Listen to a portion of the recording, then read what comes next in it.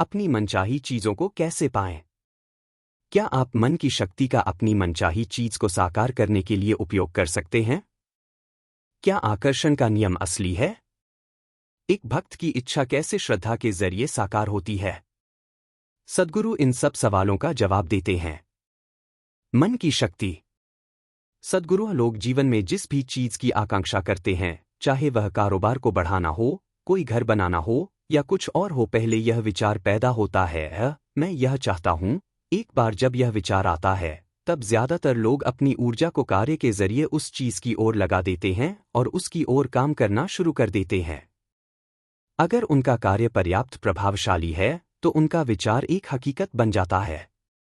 दुनिया में लोगों के काम करने का यह आम तरीका है, लेकिन वे यह नहीं जानते कि उस विचार को जीवन ऊर्जा के एक खास आयाम से कैसे सशक्त करें। अगर आपकी ऊर्जा में भौतिक शरीर से परे थोड़ी गतिशीलता है, और अगर वह गतिशीलता एक सचेतन प्रक्रिया बन जाती है, तो आप एक जगह बैठकर अपनी ऊर्जाओं को कहीं और भेज सकते हैं। लेकिन अगर आप अपनी जीवन ऊर्जाओं पर पर्याप्त महारत हासिल किए बिना ऐसा करते हैं, तो हो सकता है कि आपको पता नहीं हो कि ऊर्जाओं को वापस अपने अंदर कैसे खींचें। इस तरह आप अपना जीवन खो सकते हैं। आप देखेंगे, अगर किसी व्यक्ति की इच्छा एक खास तीव्रता से आगे हो, तो वे हमेशा जवान ही मरते हैं। ज्यादातर लोगों की इच्छाएं अस्थिर होती हैं। उनकी इच्छा आज किसी चीज की होती है, कल किसी दूसरी चीज की होती है, यह बदलती रहती है। लेकिन अगर किसी व्यक्ति की कोई चीज के प्रति बहुत शक्तिशाली इच्छा है, तो वे जवान ही मर जाते हैं, चाहे वह चीज घटित हो या न हो। खासकर अगर वह साकार हो जाती है, तो वे जवान ही मर जाते हैं, क्योंकि वे जानते हैं कि अपनी जीवन ऊर्जाओं को बाहर कैसे लगाएं, लेकिन उनके पास पर्याप्त महारत नहीं होती कि वे उस काम को करने के बाद फिर वापस आ जाए। एकाग्र मन शक्तिशाली होता है। विचार अपने आप में एक स्पंदन और ऊर्जा है। बिना ऊर्जा के आप विचार पैदा नहीं कर सकते। बात बस इतनी है कि चूंकि यह इतने बेतरतीब तरीके से हो रहा है, तो शायद इसके पास खुद को अभिव्यक्त करने के लिए जरूरी ऊर्जा नहीं है। आप अपनी विचार प्रक्रिया से इतनी ज्यादा ऊर्जा पैदा कर सकते हैं कि आप किसी को मार भी सकते हैं। जब आपका मन एकाग्र होता है, तो वह एक शक्तिशाली साधन होता है। दुर्भाग्य से लोगों के साथ यह एकाग्रता ज्यादातर समय एक नकारात्मक तरीके से होती है, सकारात्मक तरीके से नहीं। एक क्रोधित मन और कामातुर मन भी बहुत ज्यादा एकचित्त होते हैं।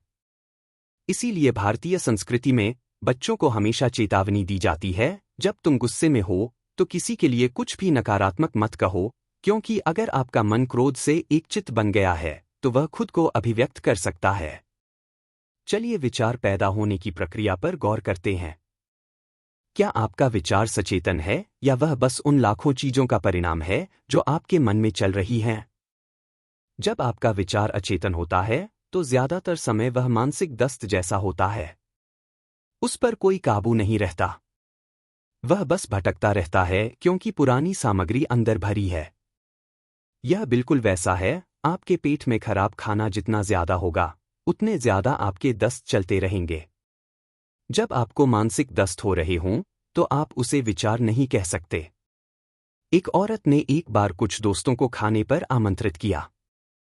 उसने भोजन परोसा और फिर अपनी 6 साल की बेटी से कहा, आज दुआ तुम क्यों नहीं बोलती? वह अपनी बेटी का थोड़ा दिखावा करना चाहती थी। बेटी ने कहा, मैं नहीं जानती कि दुआ कैसे कही जाती है। माँ ने कहा, बस वही दोहराओ जो तुम्हारी माँ कहती है। तो लड़की ने बहुत आदर से अपना सिर झुकाया, अपने दोनों हाथ एक साथ थामे और कहा, पता नहीं क्यों मैंने इन लोगों को खाने पर बुलाया है। क्या आपके साथ ऐसी चीजें नहीं हो रही हैं? आप ध्यान करना चाहते हैं, लेकिन आपका मन तमामों चीजें बोल रहा है। अपनी स्लेट को साफ करना। अगर आपको ब्लैक बोर्ड पर लिखना है, तो पहले आपको उसे पोंछकर साफ करना होगा। सिर्फ तभी आप उस पर स्पष्ट लिख पाएंगे। अगर उस पर पहले ही लाखों चीजें लिखी हुई हैं और आप उस पर कुछ और लिखते हैं, तो कोई पता नहीं लगा सकता कि आपने क्या लिखा है। और कुछ समय बाद आपको भी पता नहीं रहेगा। आपको उस जगह को पहले साफ करना होगा और तब एक विचार को सचेतन रूप से पैदा करना होगा। अगर लोगों ने अपनी जगह को साफ कर लिया है और तब वे कोई विचार लाते हैं, तो यह विचार वाकई मायने रखता है, क्योंकि वह एक सचेतन प्रक्रिया से पैदा हुआ है। एक बार जब यह विचार इस तरह जारी रहता है और इसे उस स्पष्टता में कायम रखा जाता है, तब उसे ऊर्जा से भरा जा सकता है। अगर आप अपने मन में सचेतन रूप से एक विचार पैदा करते हैं और अगर वह एकाग्र है, तो वह दुनिया में अपना रास्ता खोज लेगा। वह स्वाभाविक रूप से खुद को साकार कर लेगा। और अगर आपके पास अपनी जीवन ऊर्जाओं पर थोड़ा ज्यादा नियंत्रण है, तो आप उसे और परिमार्जित कर सकते हैं। जो आप चाहते हैं, उसे कैसे साकार करें? मनुष्य के रूप में हर चीज जो हमने इस धरती पर बनाई है, उसने पहले मन में अभिव्यक्ति पाई, तब वह बाहरी दुनिया में साकार हुई। इस धरती पर हमने जो शानदार चीजें की हैं और इस धरती पर हमने जो भयानक चीजें की हैं, वो दोनों ही मानव मन की उपज है। अगर हम इस बात की परवाह करते हैं कि हम इस दुनिया में क्या पैदा करें, तो यह अत्यंत महत्वपूर्ण है कि पहले हम अपने मन में सही चीजें पैदा करना सीखें। अगर हमारे पास अपने मन को वैसे रखने की शक्ति नहीं है जैसे हम चाहते हैं, तो हम दुनिया में जो चीजें बनाएंगे, वो भी बहुत संयोगवश और बेतरतीब होंगी। अगर आप अपने मन में सचेतन रूप से एक विचार पैदा करते हैं और अगर वह एकाग्र है, तो वह दुनिया में अपना रास्ता खोज लेगा। वह स्वाभाविक रूप से खुद को साकार कर लेगा। अगर आप अपने मन को एक खास स्तर तक व्यवस्थित करते हैं, तो आपका शरीर, भावना और बुनियादी जीवन ऊर्जाएं उस दिशा में व्यवस्थित हो जाती है। एक बार जब आपके ये चारों आयाम एक दिशा में व्यवस्थित होते हैं, तो आप जिस भी चीज की कामना करते हैं, वह बिना एक उंगली उठाए ही हो जाती है। इसमें क्रिया को जोड़ना मददगार होगा, लेकिन किसी क्रिया के बिना भी आप उसे साकार कर सकते हैं जो आप चाहते हैं, अगर आप इन 4 आयामों को एक दिशा में व्यवस्थित कर लेते हैं और उसे उस दिशा में समय के एक खास दौर तक अटल रखते हैं। श्रद्धा और प्रतिबद्धता को ब्रह्मांड भी जवाब देता है। आपने शायद उन लोगों के बारे में सुना होगा जिन्होंने कुछ मांगा और वह उम्मीदों से भी बढ़कर सच हो गया। आमतौर पर ऐसा उन लोगों के साथ होता है जो श्रद्धावान हैं। मान लीजिए आप एक घर बनाना चाहते हैं।